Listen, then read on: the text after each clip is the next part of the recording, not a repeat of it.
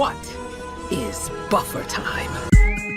What is buffer time? Is what buffer time? Greetings, Buffer Timers, to the only pregame show you need to this Super Bowl. Thanks for joining us this Sunday, and thanks for my co-hosts here. We'll introduce each other before we get into some questions about sports and games in Star Trek. I'm Dustin from Best of Trek, Worst of Trek. I'm Scott of the YouTube channel Opinions No One Cares About. I'm Ren from Ren Rants. And I'm their coach. You can call me Coach Dell. So, let's start off with pretty easy one. Was the only reason for this Geshna game just another reason for Scott Geshkana, a reason for Scott Bakula to take his shirt off? No, it was also for Connor Trenier to take his shirt off. What to say? I think I think it's one of the occurrences of where a game is very steeped in a culture. And we learned a little bit more about the adversarial nature because they were trying to be all like, we're great in hosts and we're going to let you have anything you want. But the first time we see that they might be something a little bit more complicated, I'm trying not to use the T word, that they have this very adversarial game that they play. That was my only thought about it.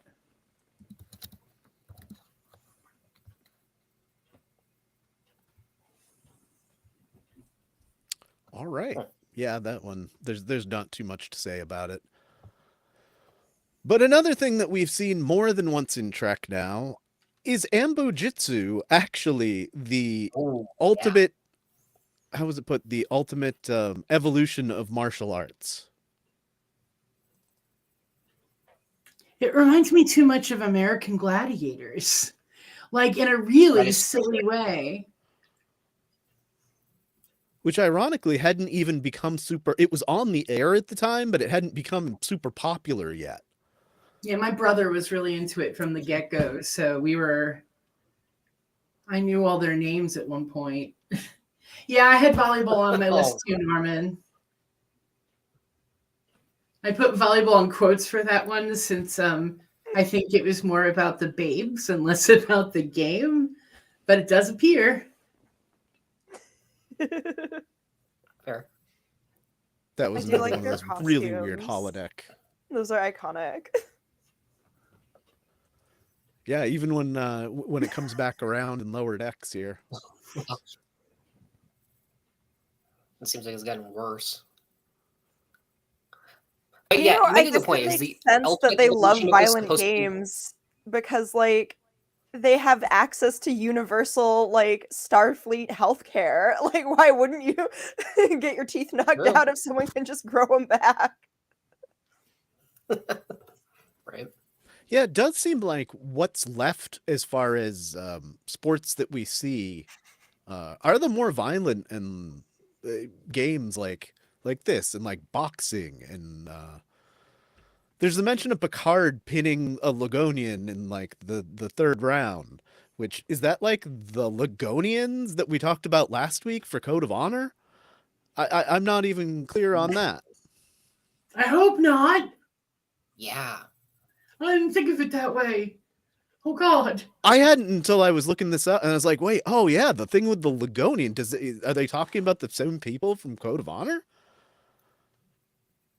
I don't know how they do this with visors on. I think that's the point. I think it's like learning to anticipate your opponent's moves, like when they would be defensive versus when they would be offensive. Yeah, I could see that. And I could probably also see the idea that like you have to stay on your little mushroom, and being blind makes that a little bit more challenging. Is that if you do the wrong move, you could just fall off the mushroom and lose. I'm calling it a mushroom because you know what I mean. That's fair. But then it does literally seem like somebody was watching American Gladiators and like, you know what? Let's just put a helmet on them. Yeah. Yeah, that's what I always thought, but I hadn't seen it when it first came out. I saw it a few years later in reruns. So I was always like, oh yeah, American Gladiators, but it's a great question because that hadn't become a major zeitgeist at that point Right. when Well, this it episode was came also out. being practiced. How do I put this? A lot of bikini-clad women have played this game in certain locations way before American Gladiators, especially if there Okay. was mud underneath. There'd been people All doing the right. sticks in bikinis. I've also seen it done with in an exploitative fashion with little people. I've seen Oh, that. geez. I've seen that on Oh, sure. St. Patrick's Day in a bar once, and I had to leave. But I assume it exists other places than just that bar. You know, that this is kind of ridiculous, but just made me think, at least there's one sport they didn't get to. It's not like in Plato's Stepchildren when they're dealing with the Platonians that Alexander came around, nobody's like, dwarf tossing!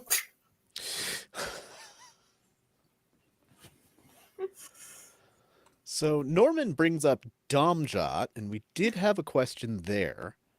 While Domjot seems to be the galaxy's preferred game of billiards in the 24th century, does the game of pool played on a table of water in Star Trek V make any sense as a workable game? You guys know what I'm talking No. about? There's that Oh, yeah, yeah. there's a quick scene and they're playing, it's like a game of pool on like a standard sized table, but it's in water and the balls float. And it doesn't really look like the ball goes anywhere when it's hit. Kind of bobbed along. The water would soak up much of the momentum. One would think, yeah. Just like really slow pool. And it's dangerous because Kirk like drowns one of those cat girls in it. Oh my god. Although that's a little Mm-hmm. questionable because like he throws her in there and she's like immediately dead. Oh my god. Maybe it's not water. Did they say it was water? Maybe it's some other substance. They don't. It is, that's true. It is liquid, but it is kind of looks like a milky liquid. So yeah, that's fair. I'm thinking it would be easier to play pool on something like Jell-O. Not like perfect, but it would be easier if the fluid had some sort of substance to it. Now I want to do that, and that sounds very difficult, but it sounds so entertaining. Pool in a pool. Damn the expense. No, you know why the they Jello. did I it? dig the Jello. They did it so they could finally say that Kirk got a pussy wet. Oh my god. I didn't say it, he did. I did say that. I caught that. Oh wow. Okay. Well, we got a question for that too, Gannon. I was hoping you were going to be on here on screen today, but that's okay. Yeah, we thought you were going to show up. Do you think Sunkatsu was just a way to pull wrestling fans into Star Trek? Yes. I bet it worked too. You know, I have a much longer answer to that. I think it was about, there was so much going on in that episode about like professional wrestling and how real it is or how fake it is. It definitely had like echoes back to like the Lady or the Tiger type fighting or gladiator type fighting. But it also talked a lot about Seven finding her vulnerability and her strength within that vulnerability. And it's also the first time we really get to know a Hirogen. Like the only other Hirogen I feel like we get to know really closely is the programmer on the planet where they put all the generators on for you know what I mean, where they could hunt and but yeah, I saw that. And also it's really funny because there's this band I love called Lou Burger, and they put together celebrity songs like all about them. They go through like the Wikipedia article and they pick out and they make a song. And they did one about The Rock and they put a lyric in about how he was never in Star Wars. And I'm jumping up and down being like, no, because he was in Star Trek.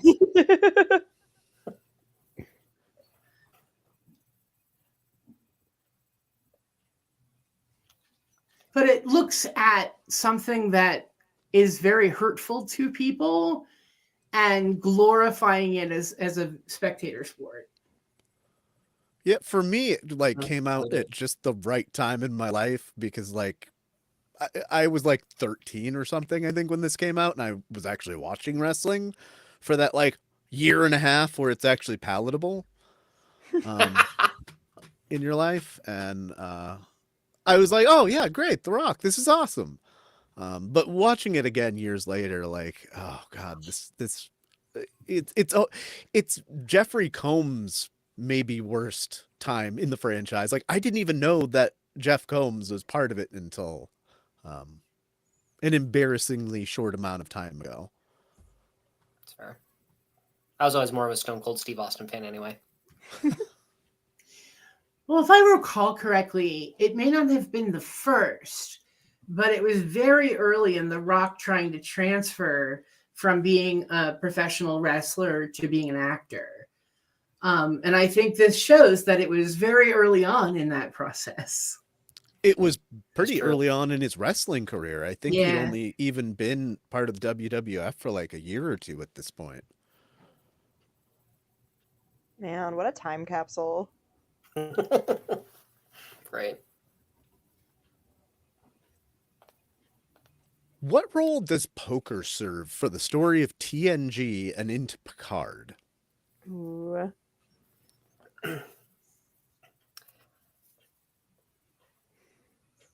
Well, I think it helps to signify, that the bridge crew of the Enterprise, or the main characters, if you will, they're not just the crew of this starship. They're friends. They're a family. So they don't mind sitting around and pretending to take money from each other in a post-scarcity economy.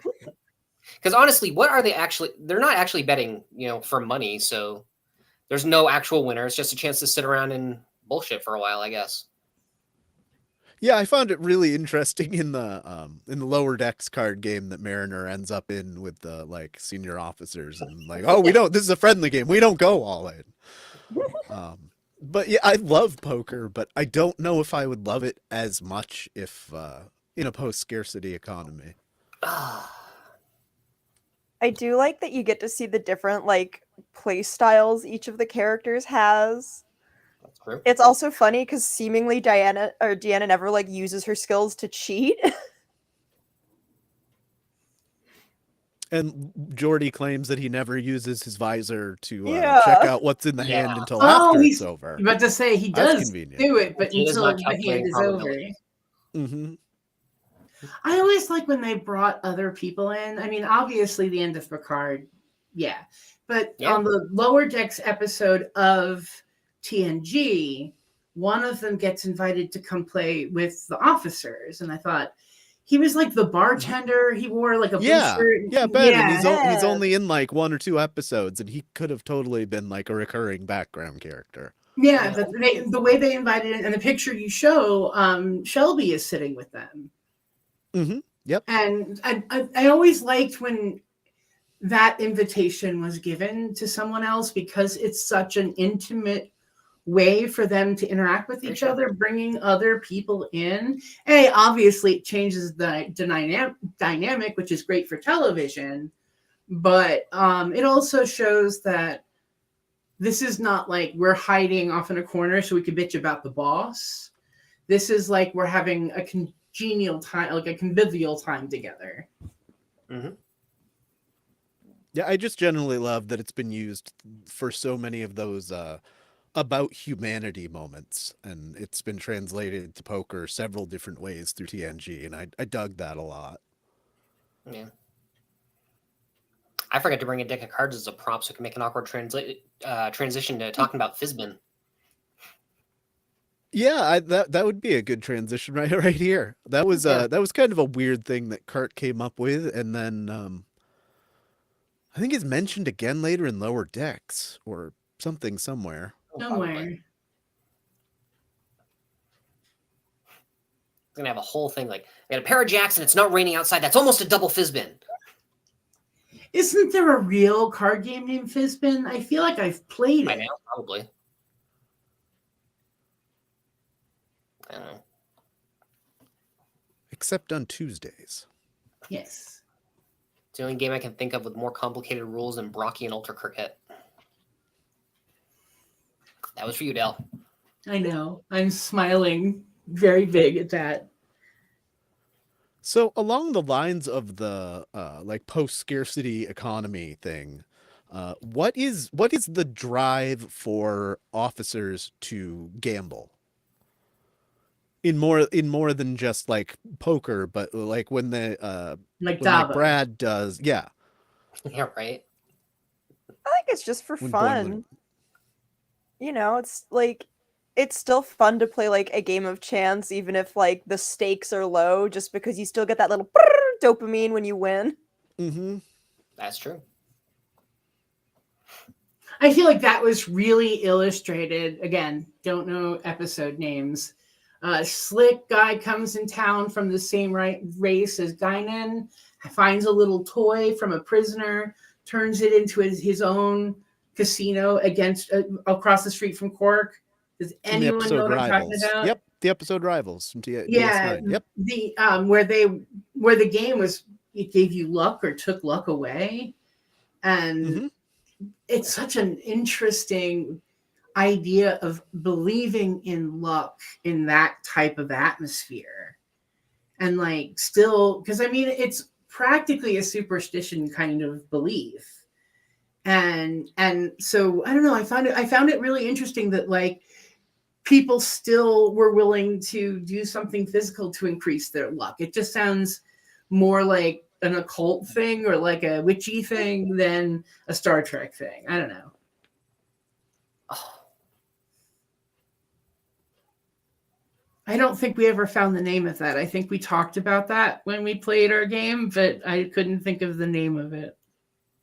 Yeah, I don't think they ever did give us a name to that game, and it was just like it decides your fate, win or pass or fail. yeah. Um, so But like, I would guess you the rather, thing that go ahead. like, would you rather play that than say the Wadi Chula game? Yeah, Okay. we'll go there. I would Even- so want to play the Wadi Chula. Even if you think the episode is bad, I like the game design. If I come Mhm. at it from a gamer who looks at how games are built and looks at the mechanics that they use, and I thought the part where like Cisco and whatever, they needed to illustrate that it had a real world impact. But I loved sort of the idea of each shap having a challenge that you have to pass, like drinking the flute so you could breathe. As a LARPer, it made me think a lot about LARPs I've been in before, and B, the game design of the different kind of challenges that require different kinds of strengths and weaknesses. I don't know. It spoke to me as a gamer. I know it's an awful episode, but I like it, first of all. I think it's cute. But second of all, I really think the game has some thought behind it. I don't think it does, because when you try to pick it apart as a game, like I like some of the ideas and some of the concepts, like you were talking about, like, yeah, you got to figure out these little puzzles. Like, okay, that's pretty cool. But the game itself doesn't seem to make a lot of sense as far as like, so what is Quark doing? He's throwing the dice, but they have to do stuff and get it right. And I'm not clear on that symbiotic relationship between like what Quark's doing and what they're doing within the game for him. And why you have to learn as you go. Oh, that's part of the rules. That sounds like a sucker's bet. I think I say that after every time I get a brand new board game that has really complicated rules. I'm just like, all right, we're just going to play, and I'm just going to keep the rules next to me, and we'll figure it out. And if not, we'll make home rules. I'm going to play many games that way. It kind of reminds me of an episode of Are You Afraid of the Dark, where a kid gets trapped in a pinball machine and has to try to Yeah. find their way out. Oh, And so both of these episodes like are like fun but also creepy a little bit, just like the idea of being trapped in this like weird like made up like game world. That episode Oh. did creep me out when I was a kid. I know exactly what you're talking Especially about. because in the end the kid does not get out of the pinball machine. The kid gets stuck in there Yeah. forever. Well, a lot of LARPs are like bottle episodes too, where they have some sort of conceit that says, all 40 of you, we're going to stay right here in this building and solve the murder without using any internet or cell phones, because then that's no fun. Although nowadays they're getting more and more technology friendly, where they'll put up their own websites that you can search and stuff. But yeah, I mean, although we could talk about the consensuality of it. I don't know. If I woke up inside a board game, I would be really intrigued and have a good time. I would Yeah, too, so as that's- long as I could get out. Yeah, as long as you know that the stakes aren't permanent, that the safeties are on.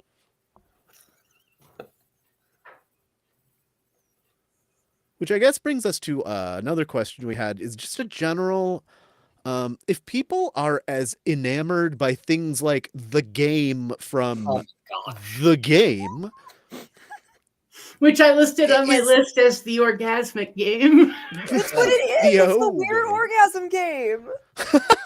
It really is. Mm-hmm. Truly I bizarre. I, was just- loved this episode as a kid because I had a crush on Wesley and also on Robin, but like, what the hell? fair. But I if don't know. I people was a are little that, church kid, so I was a little church kid. So this thing was like, oh my god, oh my god. but if people are I as might have been so enamored sheltered on the first watching that I didn't understand what was going on. with something this simple, is gaming in the future even taken seriously in the days of the holodeck? I feel like the holodeck is LARPing. And there are a lot of people who think LARPing is stupid. And they would rather play like a board game with set rules and set pieces. And I mean, there are people who will play chess and call themselves a gamer. And there are people who play video games and call themselves a gamer. And I think the holodeck is basically the ultimate LARP, where you can set whatever dimensions you want. And then you bring people in to interact with that. I think that was really in with Fairhaven, where the different officers took roles in the town. It felt very much like a setup for a really good LARP. I loved the Fairhaven episodes, actually. I thought they were so fun and just cute and weird. I love when Star Trek just like departs from genre like that. Gannon brought up Miles and Bashir, and I keep referencing this game. My partner and I played a game where we sat down together and just like listed off the top of our heads anytime we could think of a sport or a game that was played in Star Trek, and then we had to needle it down. And she was the one that was like, didn't they play Warhammer or something? And I was like, no, but it was miniatures. I don't know if it was a game, but then again, I know a lot of people who keep miniatures not for gaming purposes. You know what would have been Yes. interesting? And B&B. B&B. Do you know what would have been interesting though? They kept recreating the Battle of the Alamo. I actually heard somewhere every year at the Naval Academy, the students recreate the Battle of the Midway, and somehow they can never recreate a win for the Allies, even Oh though my that's what God. happened. And Right. like, I kind of would have wanted to see O'Brien and Bashir take that on now, just to see what would happen. I do also love that they still play tennis. I like that that's a surviving sport. I had found the Rubik's Globe, because I had found the name when it's early in DS9. Jadzia is like meditating with an object. The and- Eltonian brain teaser. Yes, I found the name of it. That was one of those ones where we were like, it was the meditation game with the bubble and stuff, and we had to keep going until we found the name of the game. Yeah, you mentioned tennis a second ago. So an offshoot of that and a question we had, do you think that the Bajorans used spring ball as an escape or a distraction during the occupation? That's racquetball. Spring ball was different. It's basically the same thing. It's basically racquetball. No, I always thought of it as being more like basketball. Because they're when you see them. Yeah. Am I wrong? Wait a minute. Well, I thought they're we see both them they both playing. have rackets, and they're both like played against a wall. So it's, there's variations in rules, sure, but it's I don't have an actual spring ball. I couldn't find the actual spring ball Yeah. one. So this was I don't know why I was remembering it more like basketball. But anyway, yeah. I think spring ball is a touch point because you can see it throughout DS9 different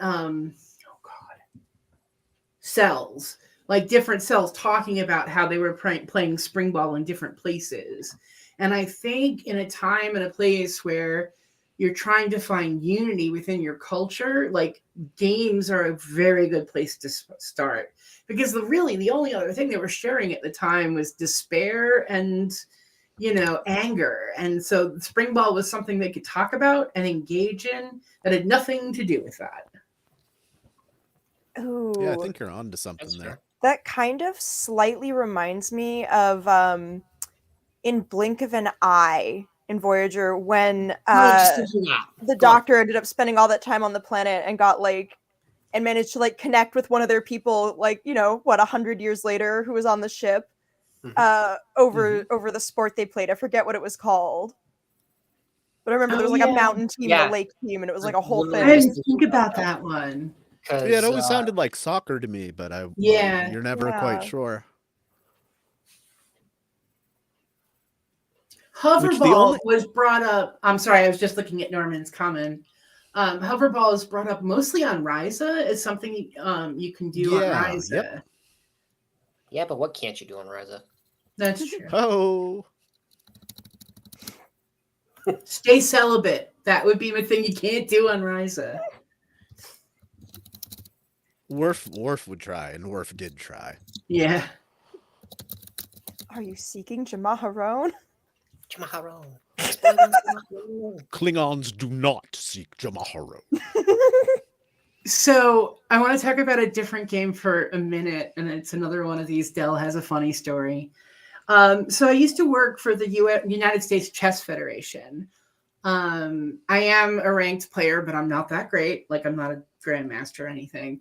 And once that episode came out, and it came out in reruns, we would know when the reruns hit because people would be calling us asking if it was a real game. Calling the U.S. Chess Federation and saying, "Oh, I didn't say what game it was. Stratagema." Oh. They wanted to know if it was a real game or if somewhere they could buy it. And I worked in press, so I got a lot of outside phone calls there. And people would ask if it was a real game, if we kept it, if we knew anything about it, if we had and I'm like, do you understand that that's a television show about the future?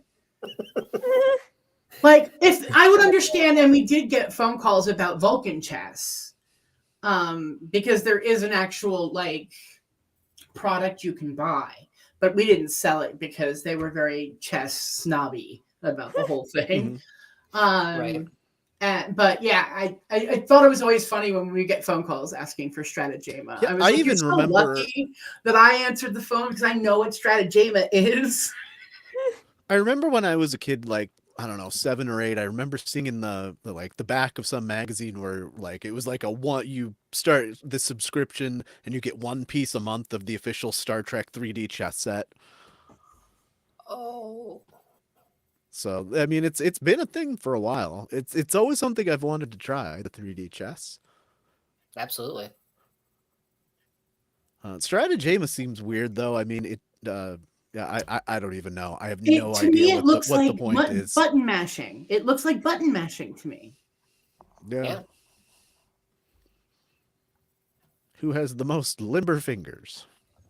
I always thought of it as some sort of combination between backgammon and Tetris. I don't know why, but that would be the way I would imagine what it would look like. So here's kind of a tangent question that I'm not sure what sport this actually falls under, since none of them we know do it competitively. But what is it with captains and freaking horses? Well, when you have no scarcity and seemingly time to have horses. I guess everyone's gonna have horses. I just want to know if Pike has his saddle on the Enterprise. Well, we know on Strange New Worlds he does. Does he? Oh, that's right, because Because Brad sat in it One rides it. forgot. Riker?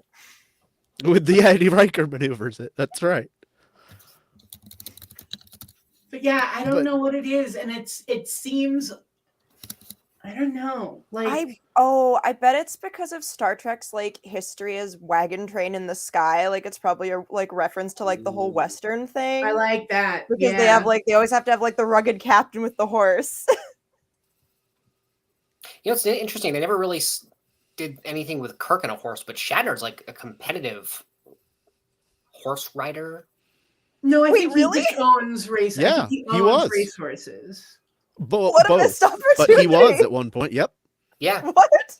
he can do loves horses. Like loves horses. That's crazy. Mhm. Did not expect. Yeah. Oh, I wish Vanessa was here. I remember they brought up at one point months ago about how when Shatner and his wife divorced, one of the things that they had to get the court to decide was how to split the horse semen. Jesus Christ. The weird stuff that people value. Sorry, that broke me a Oh. little bit. I hope so, because I got it. remember the first time hearing about that, like, oh, that's well, that's a thing that people do, I Wild. guess. But to apologize this for point, that. we've seen 4 different captains with horses. We And did talk. something- They're just horsing around.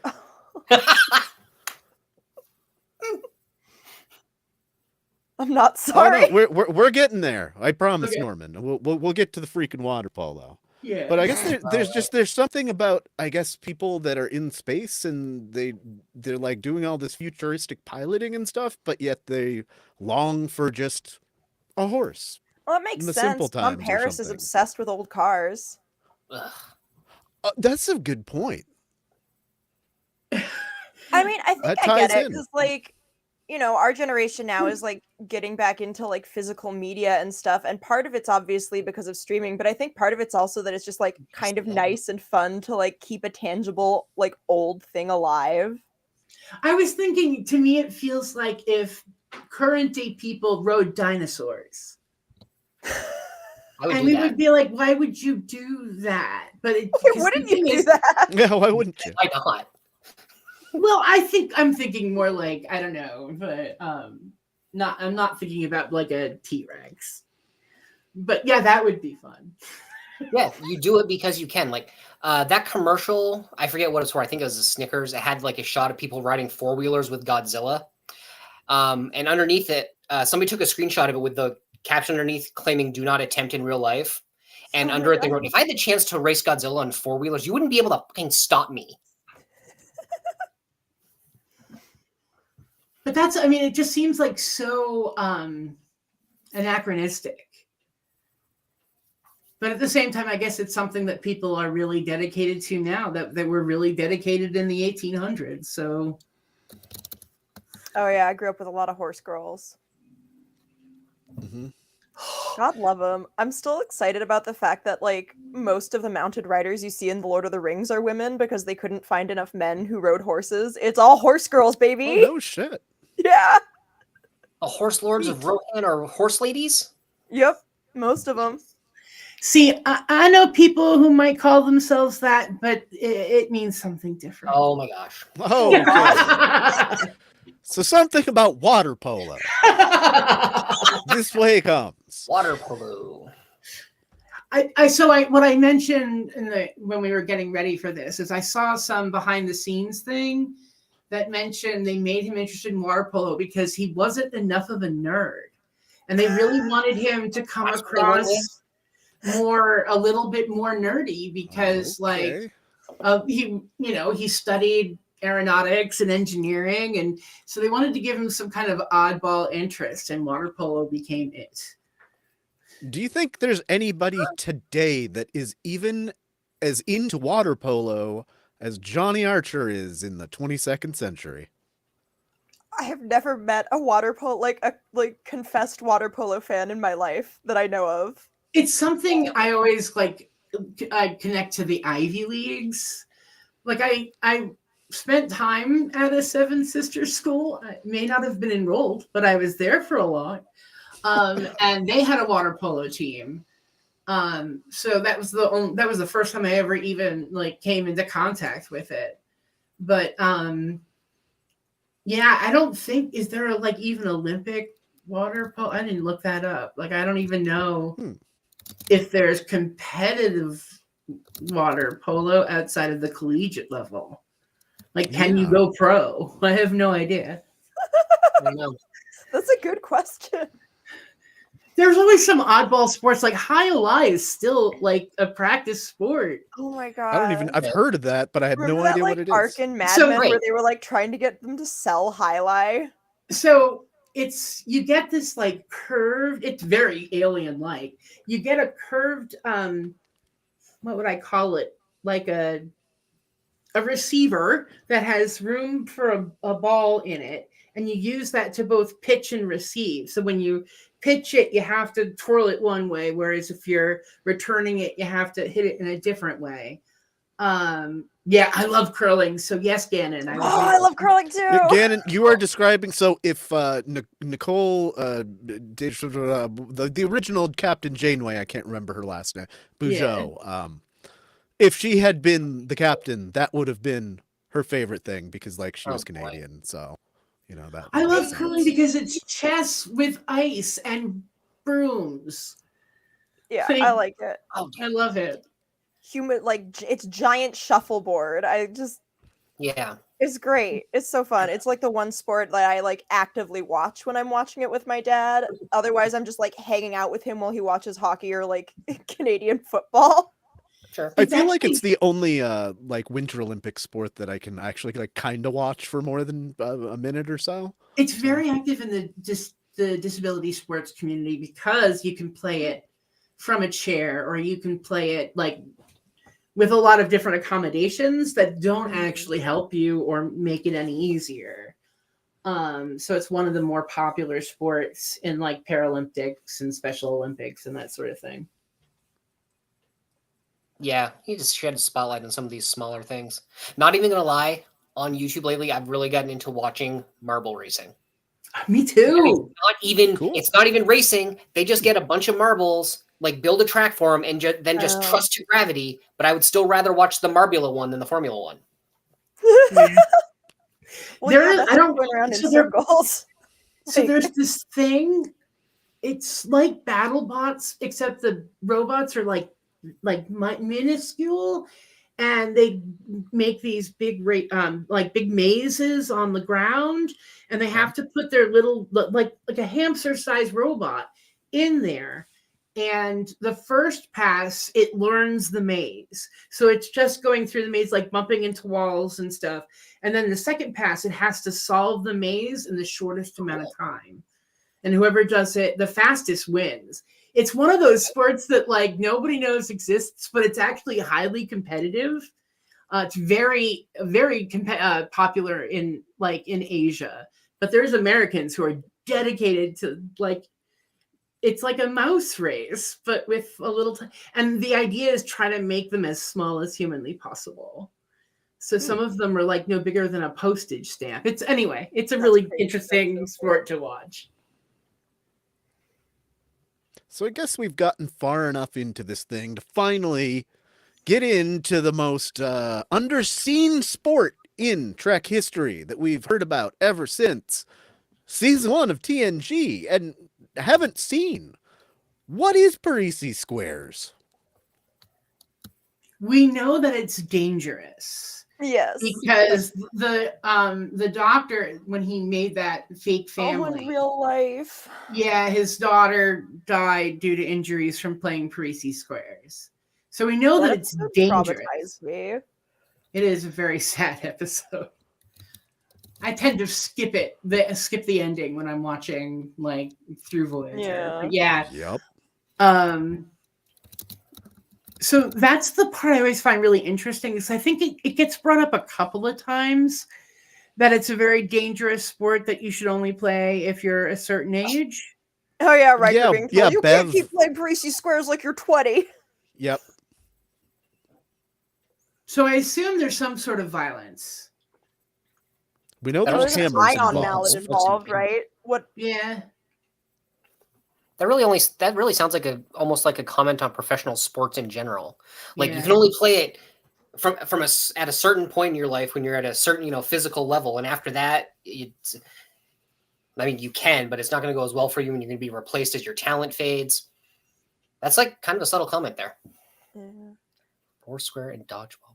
I saw while I was looking up Parisi squares for this episode, just to confirm that we've definitely never ever seen it, because I was like, we haven't, right? We haven't. Someone like drew like a potential court for it, and it had like these little like ramped end zones, and then like a long thing, and then like a 13-step pyramid up, and then 2 little rings in the end zones. And I guess you maybe try to hit like balls or something with a mallet through the little rings in the end zones, maybe. Sounds a little bit like Quidditch, though. I'd play Quidditch. Listen, it wouldn't be the first thing J.K. Rowling stole, okay? That's true. That's very, very true. Yeah, I just can't believe that for all of the references, we have not actually seen Parisi squares at this point. I feel like they're just doing that on purpose now, just for the fun of it, because they're like, well, we can't show it now. I'm really hoping it comes up in Starfleet Academy. I think it would be really fun if they had like a Parisi Squares team, but that they don't ever let us see it. I was thinking Lower Decks, but that I guess would make more sense because they're like the kids that are of the age, like we were talking about. And they like have a Parisi Square team, we know, because they ruined the grounds for poor Boothby in First Duty. Yep. You're right. Yep.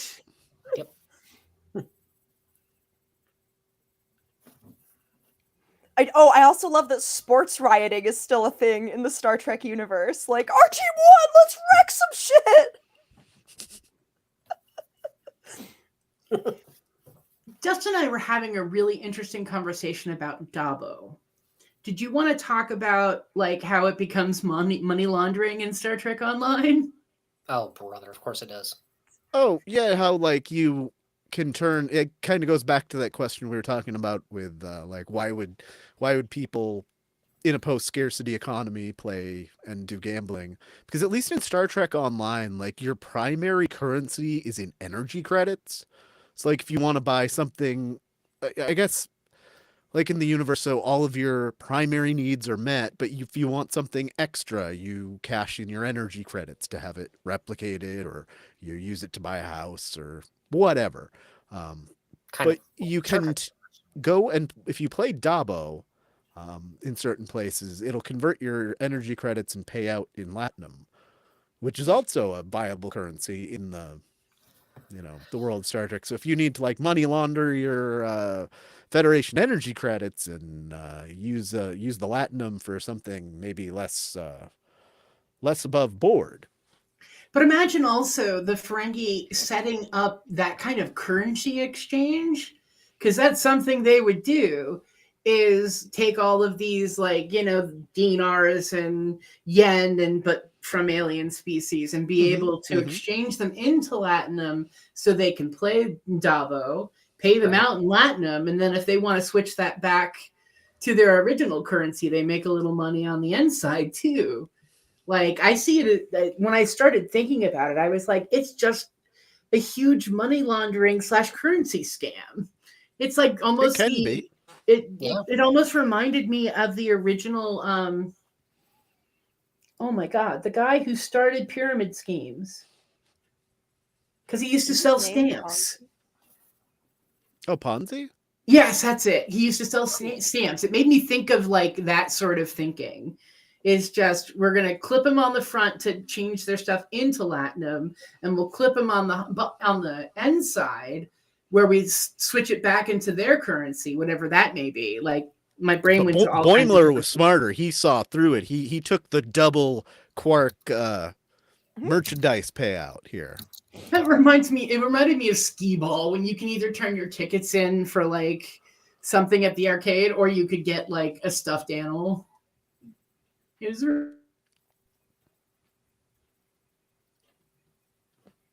Oh wow, Let's I don't know about that. I don't think at this point I don't think it's as good that we haven't seen it. It's been hinted at far too many times to not see it at some point.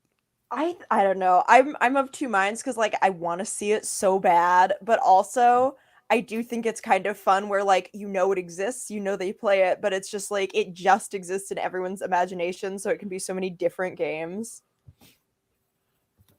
But also I want to see it.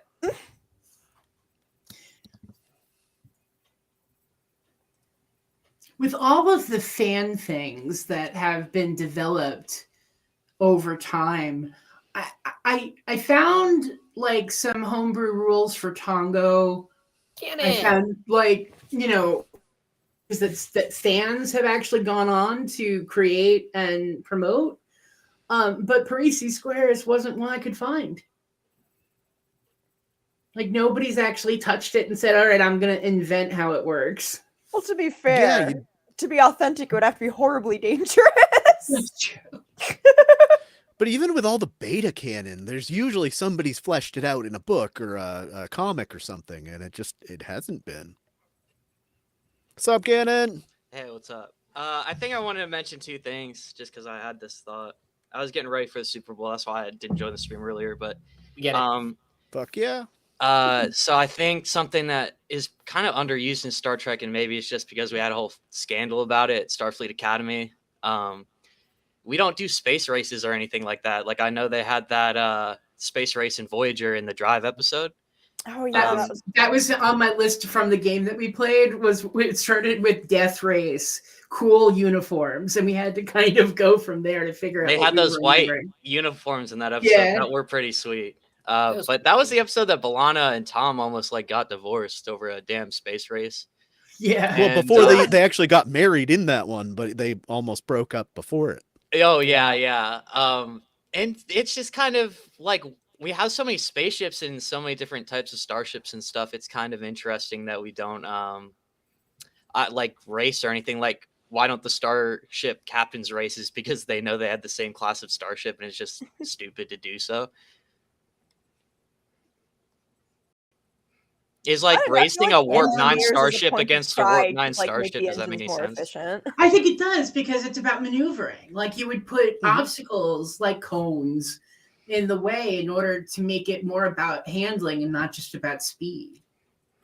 Yeah, get it together for the helmsmen so they can, have bragging rights.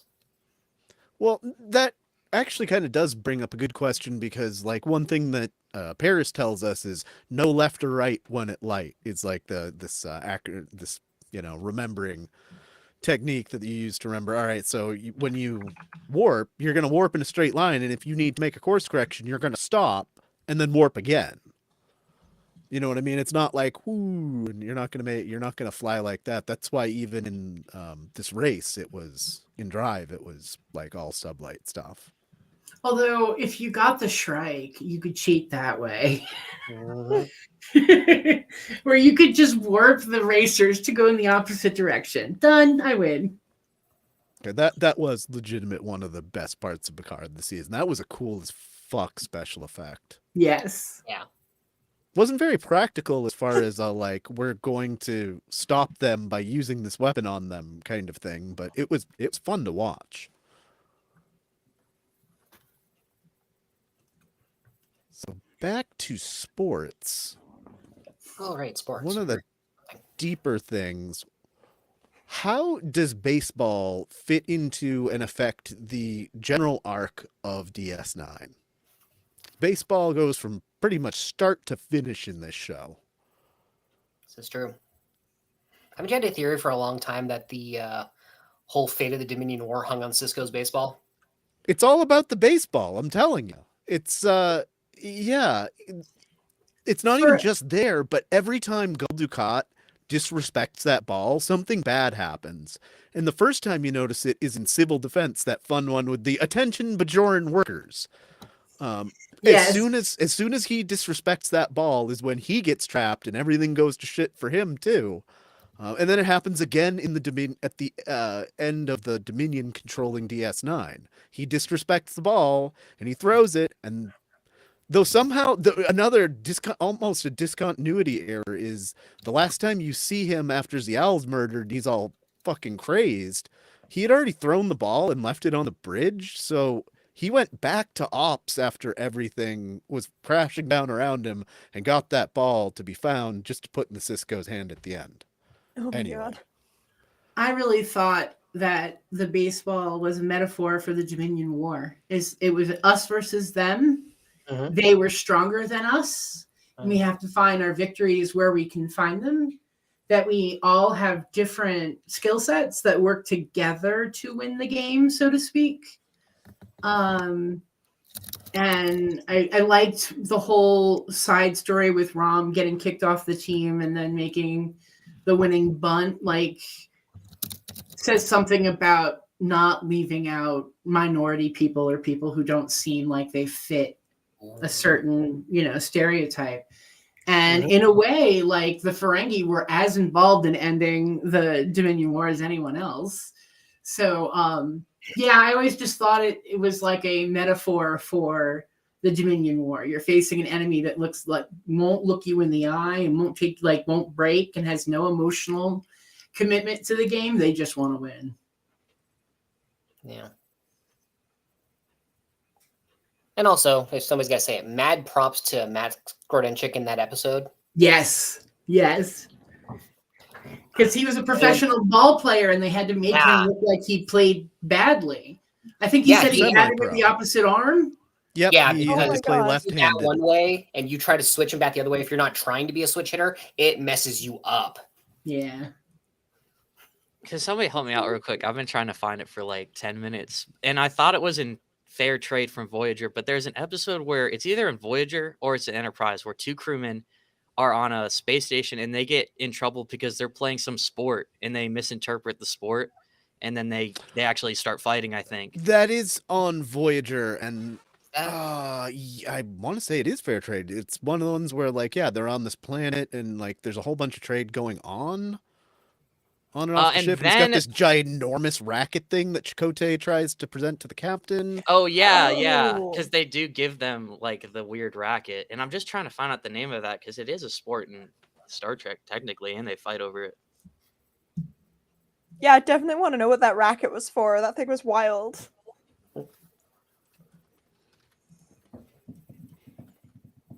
I'm gonna pull up Fair Trade. I'm gonna watch the whole damn thing right now. Oh yeah. Well, there was on Voyager, there was also Velocity, which I think counts as a sport in some ways. It was the game that Janeway and Seven was playing, where they were shooting spring targets. ball. Yeah. 24th century duck hunt. Yeah, No, it's not Fair basically. Trade, but it's something like that. It is one where it's later because Fair Trade is when Cass is still on the ship, and I think Norman's trying to say that it was an episode called Survival Instinct. Is that what he's trying to say?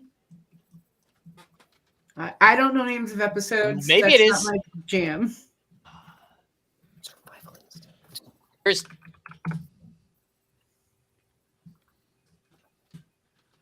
Gannon is on the case.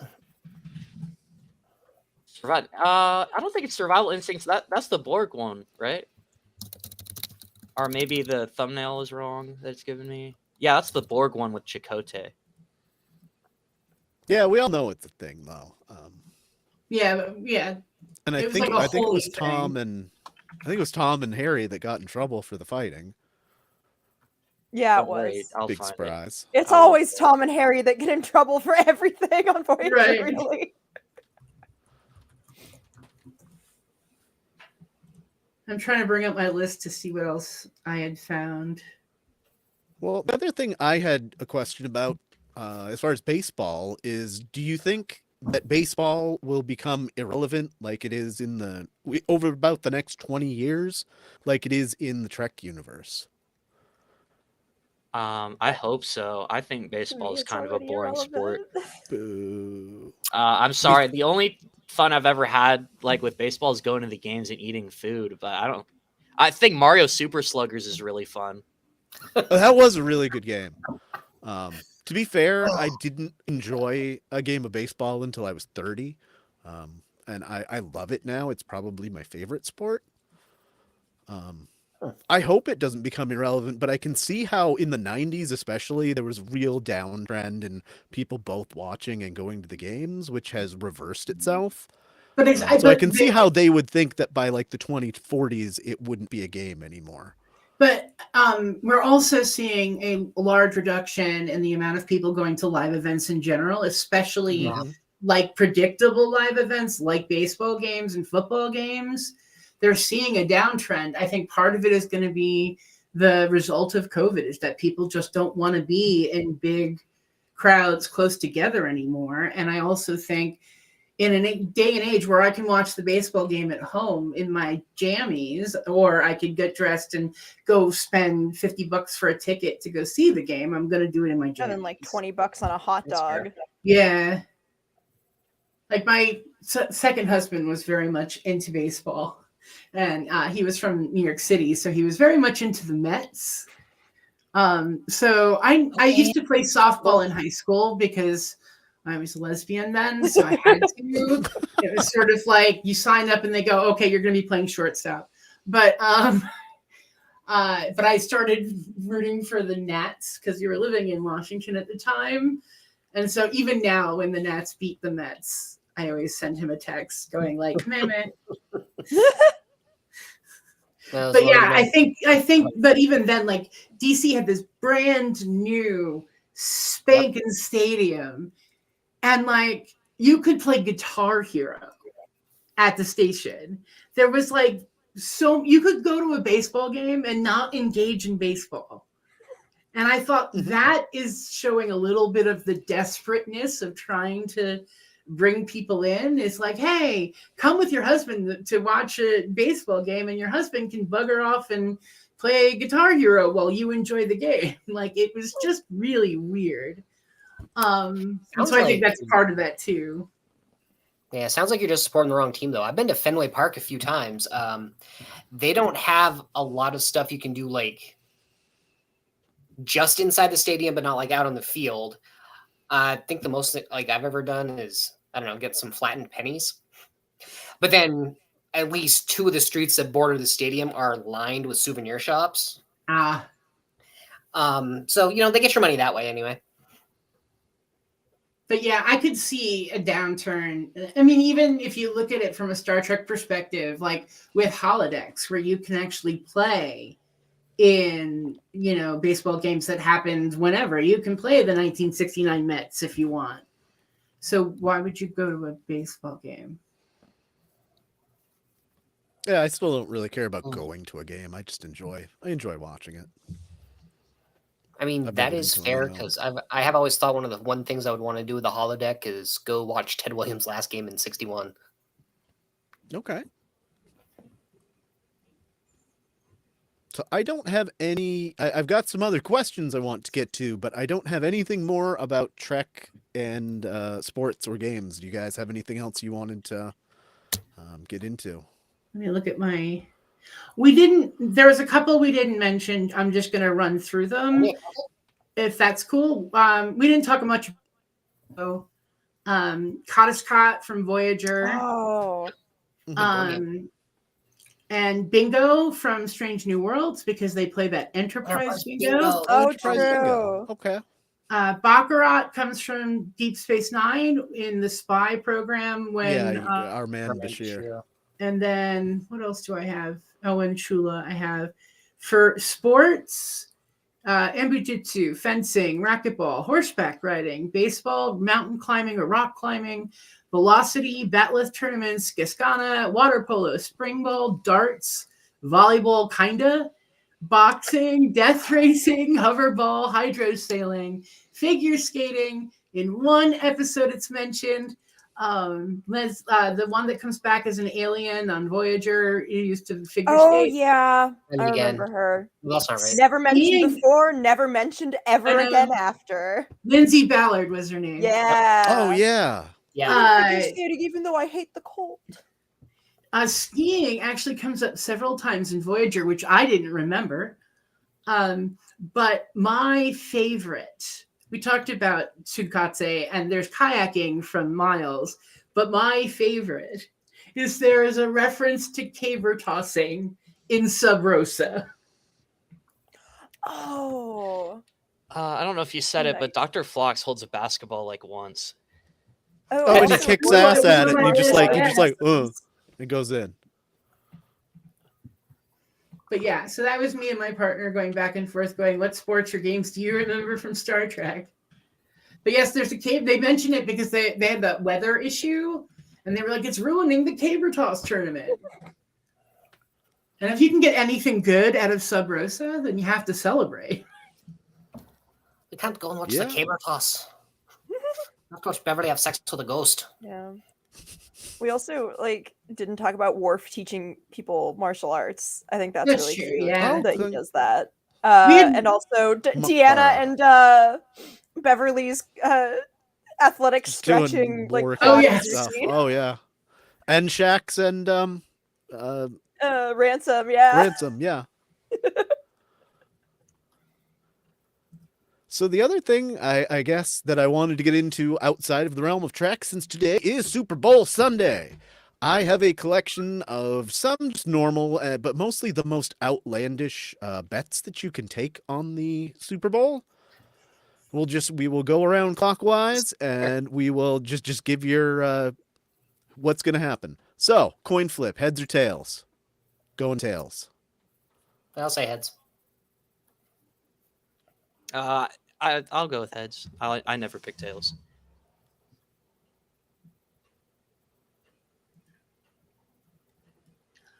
I'm gonna Red? pick. I'm gonna Oh, pick sorry. landing on the side so that it's neither heads nor tails. It gets embedded in the turf, and they have to dig it out and do it again. And this time, no one sees it in the air, so then they have to do it again, and that's when they actually get a Yeah. result. And I don't really care which one. I'm gonna pick tails. Rock on. More total yards, but both teams combined total yards in the game versus the Las Vegas area code of 702. Which will be greater, 702 or total game yards? I feel like beating 702 is fine. They'll do it. It'll be an interesting game, I hope. Dustin, you could look at me right now and say the number is 4,620, and I would probably agree with you. Yeah, I- I You was don't gonna have to say, know I anything, know just- nothing just about take a football, side. So I bet 702 that it's or gonna be game? a bazillion yards. Yeah, but are Okay. you talking passing yards or rushing? Total yards in game, Oh, fine. both teams. I think it's gonna be Both teams 1701 combined? yards. What? Okay. Hopefully, it's only going to be over 702 by a couple, like 5 to 10. I'm gonna take the 702 area code. I don't think. it Yeah, gets I there. think because I don't know anything about football, but I do know things about telephones, I'll take 702. I think it will be 2 yards. Oh, Arrests for fighting in Las Vegas during the day of the entire since midnight last night I'll say in it's Las Vegas, or George Kittle total yards for the 49ers. more arrests, More arrests. especially since you're not specifying what kind of arrest. For Oh, fighting. for fighting. I said arrests for Oh, fighting. right. you did. Okay. Ooh. More I arrests. still think more More arrests. I'd take arrests.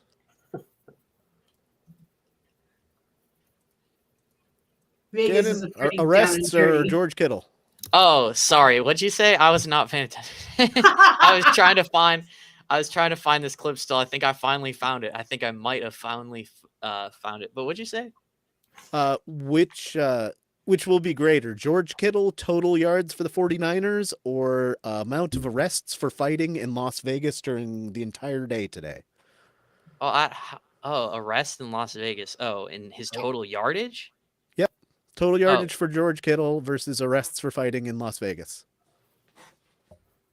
More yards to George Kittle. He's going to pop off today. They're going to need to rely on him. That's fair. I'm gonna go arrests. People but love to fight it's over gonna be pretty sport. close. It's like one of their favorite things to get into fist fights over. Will top 5. Will Taylor Swift be shown over or under 5.5 times during the broadcast? Over. Over. I mean, Over. that's The offensive coordinator. a moneymaker. 5.5 times a quarter, I bet. they're gonna cut to some like Fox commentator who's gonna try to make it political, and then they're gonna kick that off the air. Like maybe some commenter is just gonna start to bleed into the political, and then they're gonna be like, "Nope, football." Length of Reba McEntire's national anthem, over or under 90.5 seconds? Over. Over. Over. I could see the argument for under because she's a country Under. I'm singer, and taking they under. don't. I'll take the Yeah. under. But I think it's gonna be over. Will the This price is the of kind Bit- of sports betting I like. Give us the results. Yeah, I love these stupid Super Bowl props that have like nothing to do with the game itself. Like this one. Will the price of Bitcoin rise or fall between kickoff and game final? Rise, but like I by don't care. 0.02 cents. Yeah, it doesn't matter how much. Just rise or fall. People are still using Bitcoin. Yeah, right? That would be like saying which NFT is going to cost the most. I'll say rise. I'll say fall.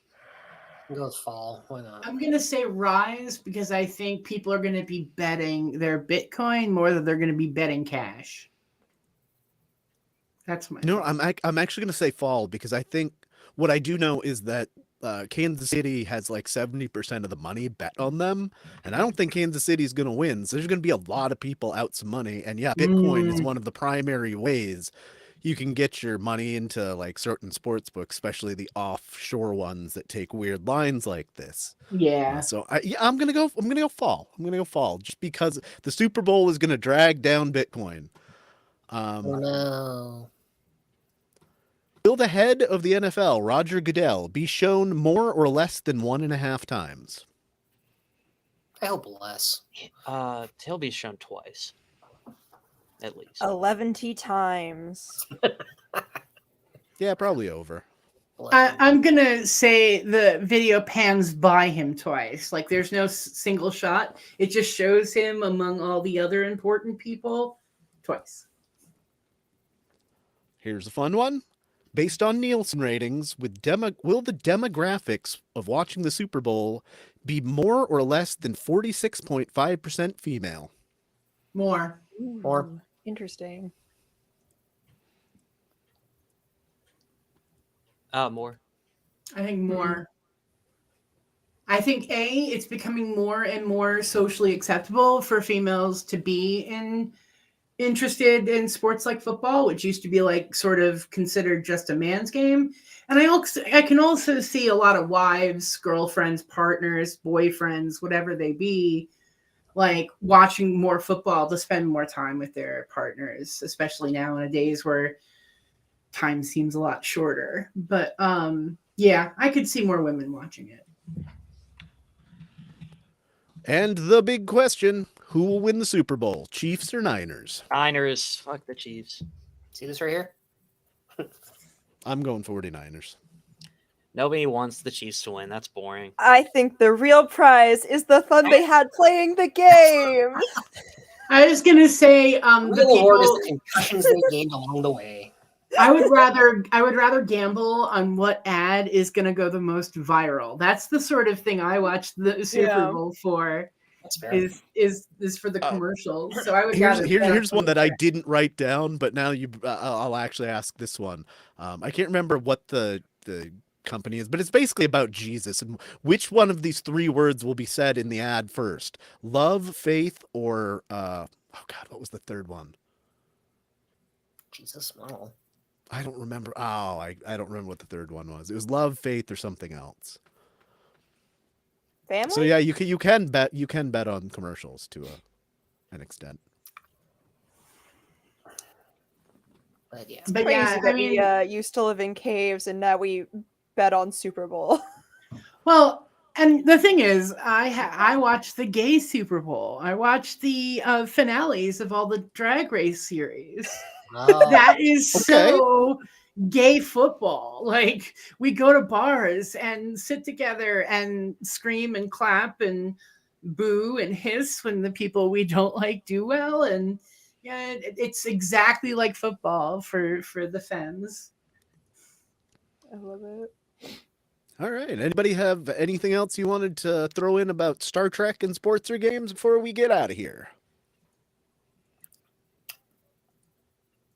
Did you figure out what the episode was, Gannon? You said you thought you had figured that out. At first, I thought it was this previous episode, and then now I'm like sifting through the night episode because in my head I thought that the ships all got along in that episode and they traded with each other, and that maybe Tom and Harry got the game. And then there's like 20% of me that thinks that this is the Mandela effect, and that it might be the two officers from Enterprise.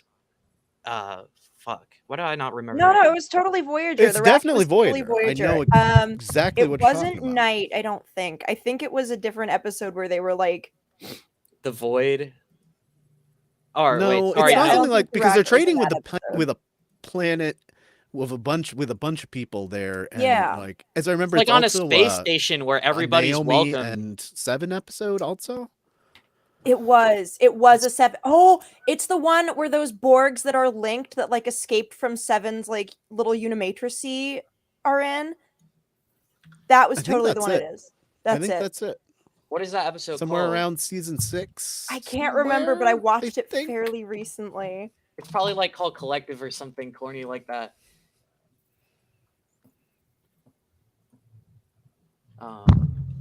Norman's still insisting that it's survival instinct. He says that Janeway That asks might if be they the won. name. That, It is Survival Instinct because that's the one with the 3 X-Borgs. Yes. It was Survival Instinct. It was the Borg one. Season 6, episode 2. So Norman like, wins. Norman he is said so this smart. way earlier, and like I didn't believe him. I didn't even check, and now I'm really gonna. Yeah, Norman, you might be right. I'm gonna check the episode right Norman now. is the man. He is always right. don't discount chat. Nope. Yeah. Bro, he is so right because It Chakotay at is! 3 minutes and Yay, 20 Norman seconds. wins! there it Let's is. see what Chakotay calls this stupid thing. I think He's they just carrying say it from in. a game they play, but